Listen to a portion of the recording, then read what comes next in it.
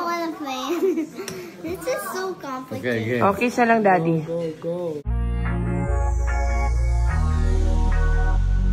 Pasko. Paksiw. Pasko. Paksiw. Paksiw. Pasko. Pakso. Ay, Pasko. Like you got a mistake. Nasa Baguio nga ngayon ang pamilya ni Vic Soto at Pauline Luna. Kasama naman nila ang kanilang dalawang anak na si Tali at itong si Baby Mochi.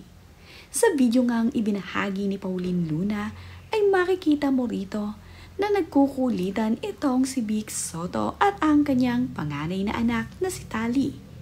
Kinukulit kasi ni Vic ang kanyang anak na si Tali dahil gusto nga niyang makipagkulitan dito sa kanyang panganay na anak. Ngunit ito namang si Tali ay tila nga raw wala sa kondisyon dahil ang sabi nga nito ay sa bidyong ibinahagi ni Pauline Luna ay, "No, I don't wanna play." Kaya naman, ikinis na lamang siya ni Vic Soto. Matapos naman nga siyang maikis ni Vic ay nakipagkulitan na rin itong si Tali.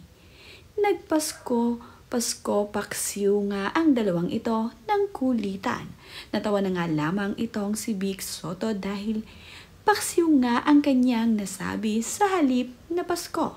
Nakakatawa talaga at ang lambingan ng mag-amang ito ay priceless. Kaya naman, itong si Pauline Luna ay kinuhanan agad ng video ang lambingan ng kanyang mag-ama.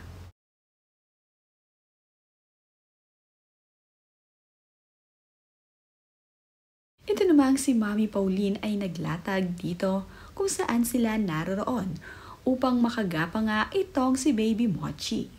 Habang nagbe-breakfast naman itong si Vic Soto at ang kanyang anak na si Tali ay naaaliw itong si Mochi sa kanila. Nilalaro kasi nila itong si Baby Mochi. Kaya naman, napakaganda ng ngiti ng kanyang bunsong anak. Ganito nga itong si Vic Soto sa kanyang mga anak.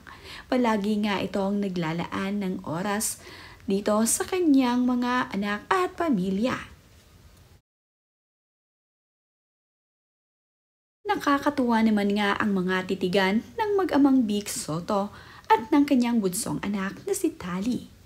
Marunong na ngang makipag eye-to-eye contact itong si Mochi. At ito namang si Tali ay talaga namang inaasikaso rin ang kanyang little sister na si Baby Mochi. Habang ito ay nakaupo sa kanyang car seat sa loob ng sasakyan, ay talagang inaaliw niya ang kanyang kapatid upang ito ay hindi mainip. Kasama rin ni Paulina na nagpunta rito sa Baguio ay ang kanyang mga pamangkin dito kay Vic Soto. Kasama nga din nila ang ilang miyembro ng Soto family. Nandito nga itong sina Shara Soto at ang kanyang mami at daddy. Nandito rin ang kanyang ilan sa mga kapatid. Sa tuwing ngang mayroong okasyon ay nagsasama-sama ang Soto family. Taon-taon nga ay naiisipan na ng Soto family na magpunta sa Baguio. Traditional na yata ng Soto family na after Christmas ay pupunta sila ng Baguio.